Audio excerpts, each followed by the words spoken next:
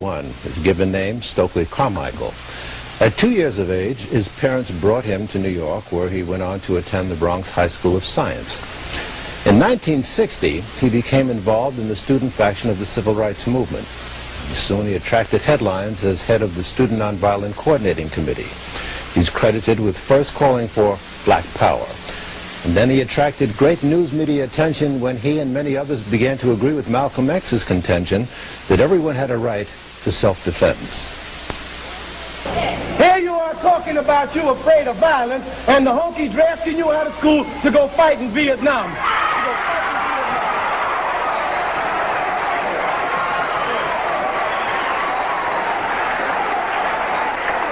Now you ought to be crystal clear in your minds, and you ought to tell them, if violence doesn't work, then they ought to try nonviolence in Vietnam or get off the pot. Get off the pot.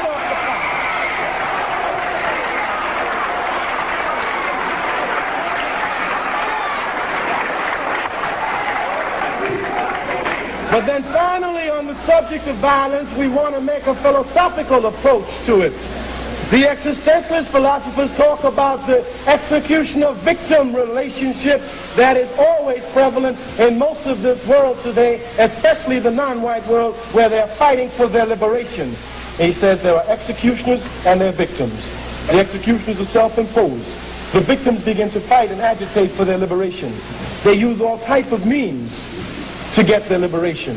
The revolutionary philosopher Frantz Fanon says that what happens is that the victim begins to agitate. He uses all types of means against his executioner in fighting for a position of equality.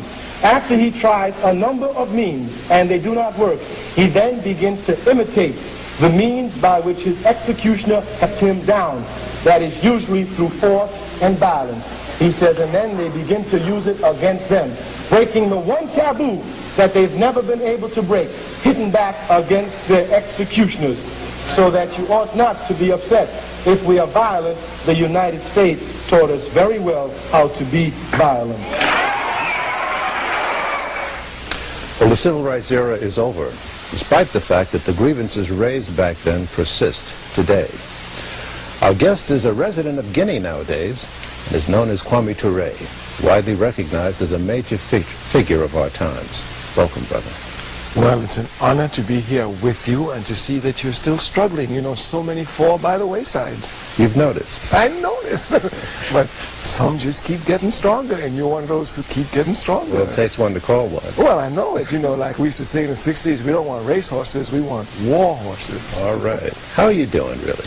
Well, I'm doing well. I can't complain. You know, I've had some bout with cancer, which was discovered here in New York.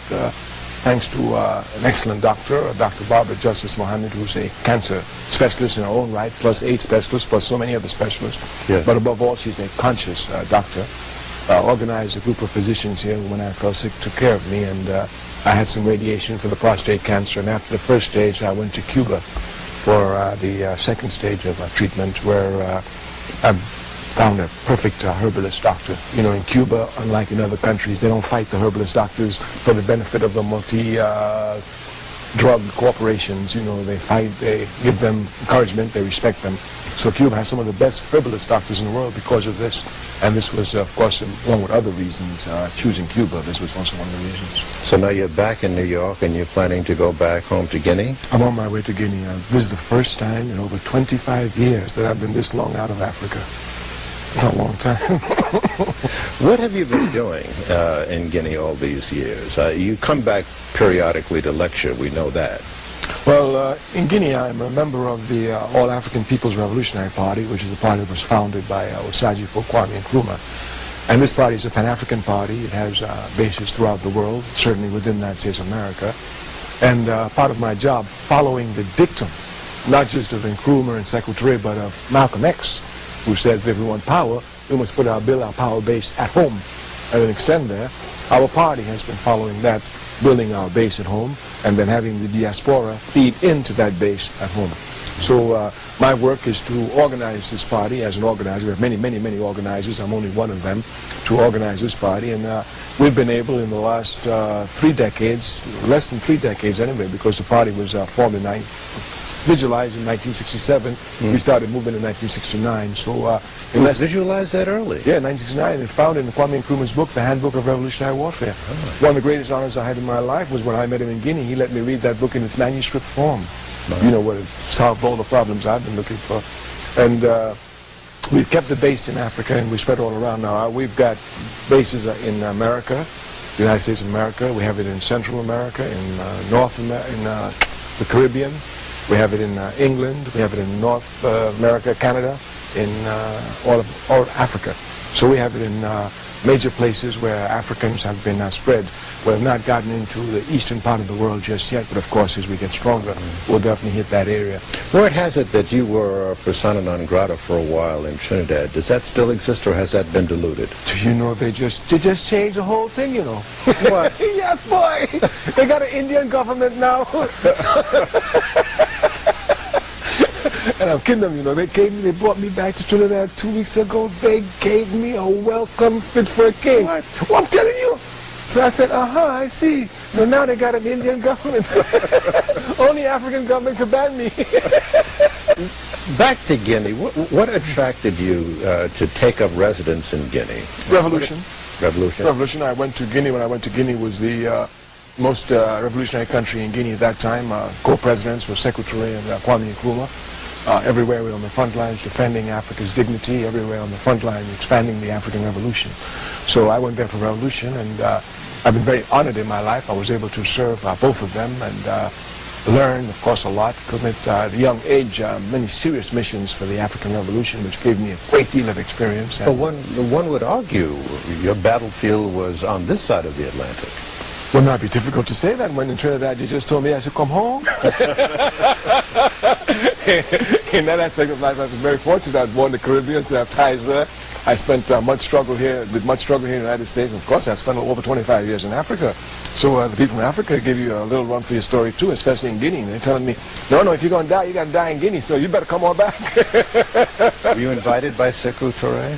By both Secretary and by Kwame Nkrumah. It was Kwame Nkrumah. They were both co-presidents at that time, and after having been invited there for the 8th Congress of the Democratic Party of Guinea, of the African Democratic Revolution, of which I now have the honor of serving as a committee central member, and part of our work is to bring our party back to power after much oppression by French neocolonialism, but of course we're going to overcome this task. When I went to say goodbye after spending some time there, Kwame Nkrumah, he might have been joking, he said, well, where are you going? I said, well, sir, I am going to Tanzania. There I'll hook up with some of the liberation movements, and I'll probably fight with one of those liberation movements. He said, well, that's a worthy task, you know, and it's good that, you know, almost like France for now, you're coming to shed your blood and battle. But I thought maybe you'd like to come and be my secretary. I said, what? He said, well, you know, you're here, if you're just going to, you know, fighting is good, but you guys said, oh, I'll be here. So I said, I'm coming out. I said, don't worry, I'm coming back out, right? So that's just how, I mean, I just couldn't say anything. I couldn't believe it. Well, I'm going to give him a chance to think. What sort of a man did you find Mr. Nkrumah to be? Nkrumah was a great man, obviously. That's number one. Two, I've read a lot of accounts about him in his later life, which are just untrue.